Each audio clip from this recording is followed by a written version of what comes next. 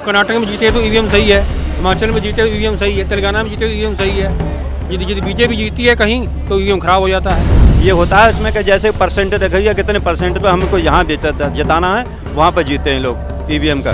EVM का इस तरह का घोटाला है। बिना तथ्य के आधार पर कुछ भी बोल रहे हैं कि 10% सेटिंग है, 5% सेटिंग है। कैसे बोल, ये बात आप कैसे बोल सकते हैं कि 5% सेटिंग है, 10% सेटिंग है? चुनाव आयुक्त ने खुल्लम खुल्ला सब हर पार्टी को चैलेंज किया है कि अगर ये ईवीएम हैक हो सकती है करके दिखाओ। किसी ने जाने को तैयार नहीं हुआ। और क्या है, अगर ऐसा होता है तो दुनिया में बड़े बड़े हैकर्स हैं, उसको बुला करके हैक करके दिखाओ। केजरीवाल डायबिटीज का मरीज है, खुल्लम खुल्ला उनके घर में से खाना आता है आम खाने के लिए, उनका डायबिटीज बढ़ेगा नहीं। कर्नाटक में जीते तो ईवीएम सही है, हिमाचल में जीते तो ईवीएम सही है, तेलंगाना में जीते तो ईवीएम सही है। यदि बीजेपी जीतती है कहीं तो ईवीएम खराब हो जाता है। ये कायका है।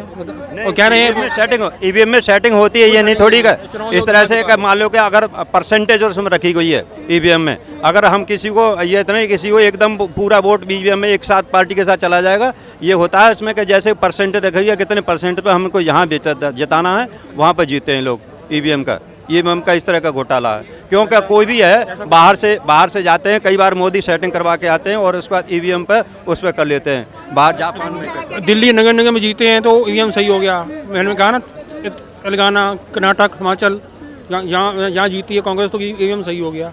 हाँ जी सर, आप क्या कहते हैं? ईवीएम पे क्या घोटाला है? मतलब जिस तरह से ये कह रहे हैं कि अगर बाहर से कहीं वो बीजेपी कोई और जीता है तो वो ईवीएम अच्छा है, और बाकी अगर यहाँ पे हार जीती है तो फिर उसमें घोटाला है। ये चुनाव आयुक्त ने खुल्लम खुल्ला सब हर पार्टी को चैलेंज किया है कि अगर ये ईवीएम हैक हो सकती है करके दिखाओ। किसी ने जाने को तैयार नहीं हुआ। और क्या है, अगर ऐसा होता है तो दुनिया में बड़े बड़े हैकर्स हैं, उसको बुला करके हैक करके दिखाओ। जो मर्जी मुँह में आया बोल दिया। ईवीएम जो चुनाव आयुक्त है ना खुल्लम खुल्ला चैलेंज किया था, अगर किसी को मन में डाउट है तो हमारे पास आए और इस मशीन को हैक करके दिखाए। हाँ जी सर, ये तो कह रहे हैं। जी, अब ऐसा है कि ये ईवीएम का जो हैक करने वाले वही लोग होते हैं, और इसमें जो है आपका इस तरह से होता है कि परसेंटेज बनी हुई है। मैं फिर भी कह रहा हूँ इसी बात के लिए परसेंट बनी है। और आप जो कह रहे हैं कि ऐसा वो वहाँ पर जीत गए तो वो वहाँ पर ईवीएम कहाँ चला? ईवीएम में परसेंटेज है। हमने कई बार देखा है कि अगर मान लो 10% 10 वोट पड़ जाते हैं तो 4 या 5% वोट जो बीजेपी के जाता है। किसी का साइन वो दबाने पर सिंबल और दूसरे पर कमल के फूल पर जाता है। इस तरह का मालूम है, बिना तथ्य के आधार पर कुछ भी बोल रहे हैं कि 10% सेटिंग है, 5% सेटिंग है। कैसे बोल, ये बात आप कैसे बोल सकते हैं कि 5% सेटिंग है, 10% सेटिंग है?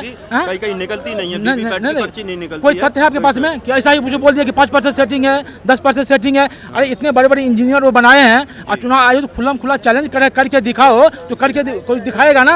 ऐसा मन मर्जी कुछ भी बोल देगा, कुछ भी नहीं बोल देता, करके दिखाएगा ना। नहीं हम बोलेंगे कि ये आदमी फलाना सामान ने चोरी किया है, कोई प्रूफ दिखाओ। अभी बोलते हैं कि केजरीवाल को जेल में 2 कैमरा लगा हुआ है। जेल मंत्री जो है ना वो केजरीवाल के अधीन में है। केजरीवाल डायबिटीज का मरीज है, खुल्लम खुल्ला उनके घर में से खाना आता है आम खाने के लिए, उनका डायबिटीज बढ़ेगा नहीं। डायबिटीज में आम परहेज मना किया गया आम नहीं खाने के लिए।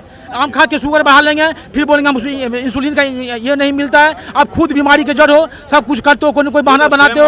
व्यक्तिगत ये भावना है। ये हम कभी बोलते थे हम बाल बच्चे की कसम है हम मर जाएंगे लेकिन कांग्रेस के साथ में नहीं जाएंगे, राजनीति में नहीं आएंगे, छोटा सा घर में रहेंगे। अभी शीश का महल है, करोड़ों का पर्दा है।